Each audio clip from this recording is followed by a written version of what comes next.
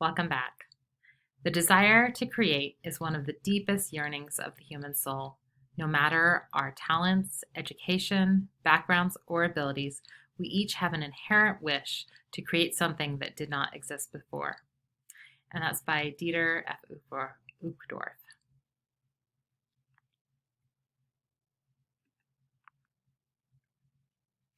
When I was in the AP Institute course for becoming a better studio AP teacher, we had to put together a series of 3 pieces, and my focus was on uh, running and how it became something that was negative in my life because of all the injuries I was having, but also the mourning of that loss of being able to do it because I loved it so much.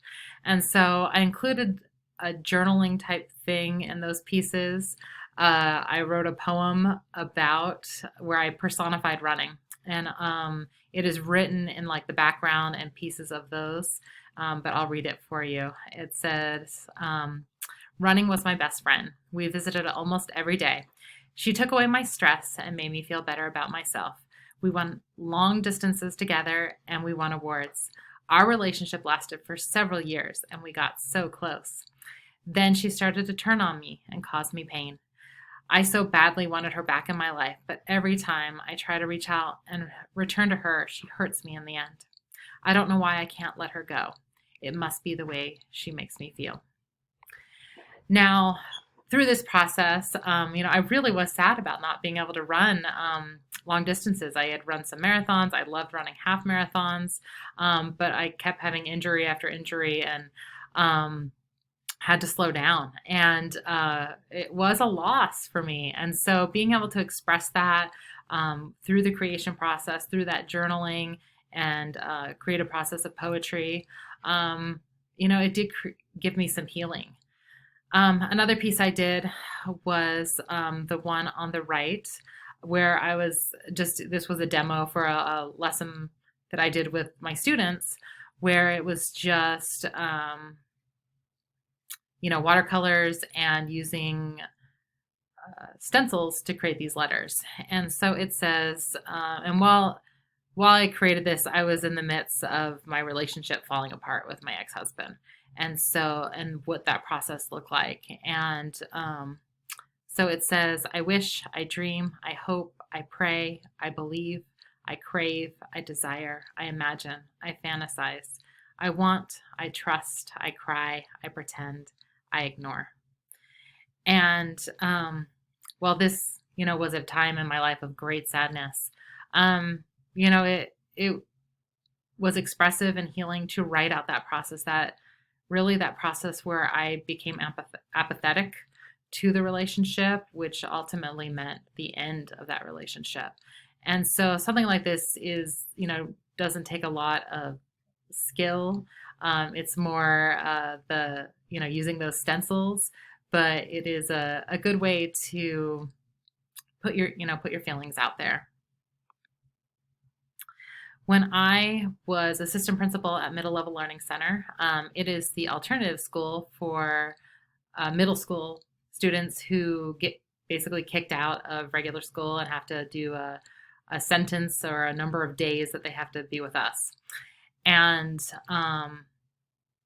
I loved my experience there. I loved the kids. I had great one-on-one conversations, and it was amazing that discipline actually became my favorite part because I was able to sit down and say, so what could you have done differently? And I loved that one-on-one and those opportunities. But the kids were in tough situations and they had so much trauma in their lives, way more than any other school that I'd been at. And that just weighed on me emotionally. And so during that time, I started painting during my lunch breaks. And at the beginning of the year, because we don't have as many students, I actually had a lunch break.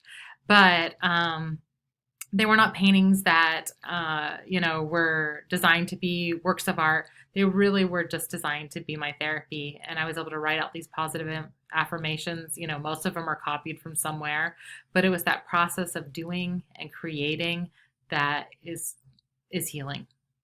The last piece I'll talk about is the one on the left. Definitely a more happy theme. But it talks about when I was an assistant principal at a predominantly African American school and really facing racism for the first time in my life and being the only white administrator and not even very many white teachers at that school. And, these are ceramic pieces that talked about that really portray the opening of my heart of understanding and having more empathy for racism and what people go through when they experience that. And while it was a difficult time at that school, I'm grateful for that opportunity because with that difficulty came great growth, which I know all of you are growing a lot right now, just with your technology skills alone. And so find a way to express that. Find a way that you can create something that will bring you joy and bring you healing.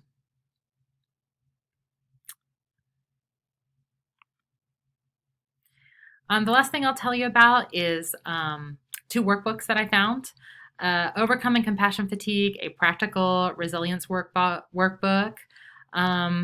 That one's a little bit longer. It's a free download, but has a lot of good stuff in that you can work through if you feel like you need something extra. The other one was actually created for Cook Children's. I want to say it's around like 20 some pages. And that's another free download that you can go through this workbook and kind of help you with that compassion fatigue. It's going to be some questions, some journaling, some information to really dive into it. Now, I know I've given you a lot of ideas and a lot of methods. Don't try to do all of them at once, of course. Just try to add a few of these into your lives and make yourself a priority because you are worthy of being cared for, just like you care for your students. And ultimately, if you get to that place where you are burned out and you have compassion fatigue, you're not able to have compassion anymore. You're not able to teach the way that you want to teach anymore. And that in itself can cause even more stress. So take the time for you. Try to implement some of these techniques and become a better you. And I know that you taking this course and getting through all these videos, you've taken the first steps to a healthy, happier you. And I would encourage you to keep that positivity in your life and continue making yourself that priority.